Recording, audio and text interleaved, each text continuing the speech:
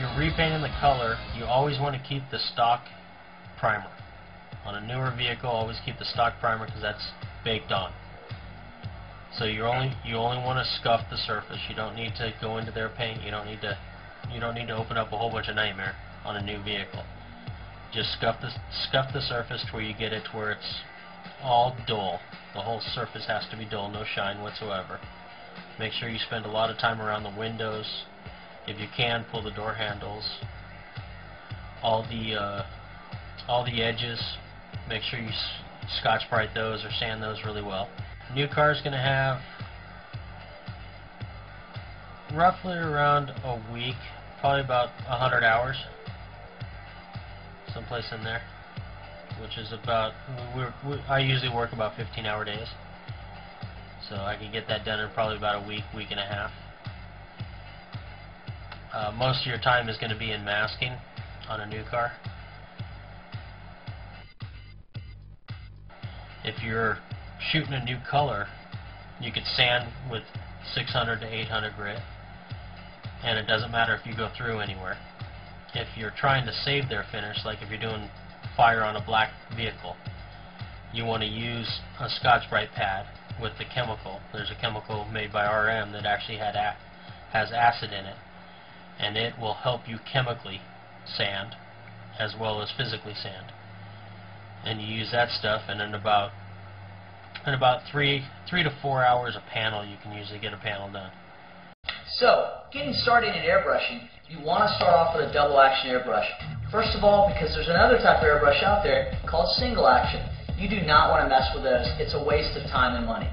Okay? Because if you're going to do this for any length of time, you're going to move to a double action airbrush anyway. What's the difference?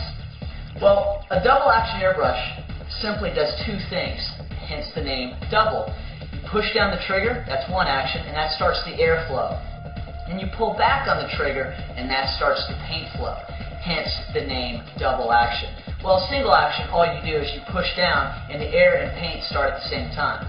But the problem is you don't have any control over it, so it's hard to do details and some of the cooler techniques which you're going to want to do.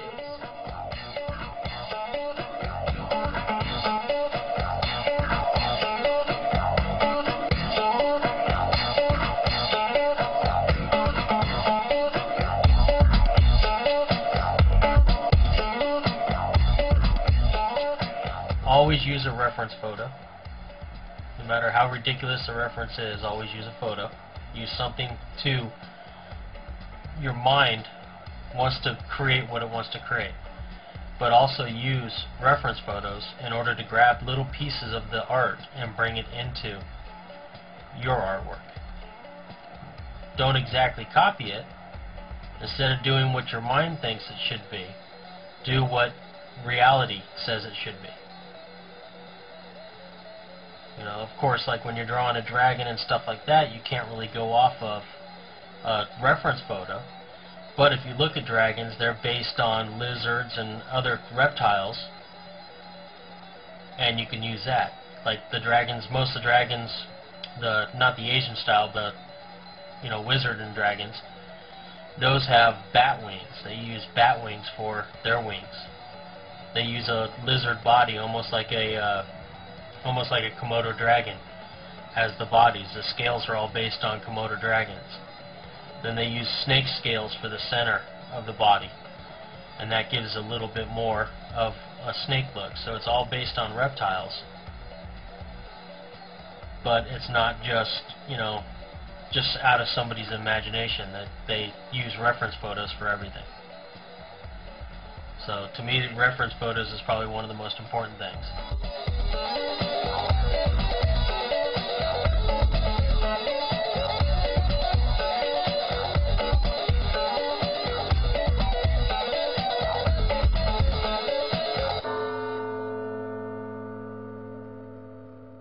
You could blend your base, you could blend your artwork, you could blend everything out onto the base coat. But when you put that protective sealer on it, the clear, you want to go edge to edge on the panel. So if you do, even if you do a 2-inch character on the back of a tailgate, you're re-clearing that whole tailgate. So you price the job per clear job. You know, most body shops will give you a price of how much it costs to clear. Bumpers are usually around $300 to repaint a bumper. So figure, okay, $300, $150 of that's going to go towards clear. So you charge $150 to clear the panel. If you're doing a hood, double the price of a bumper. So it'll be $300 to clear it. Now the clear color is the color sanding, polishing, everything you have to do from that point on. But that'll get you the base of where the clear is. Then you figure in how much artwork you're going to have, and then how much prep time you're going to have, and add all that up.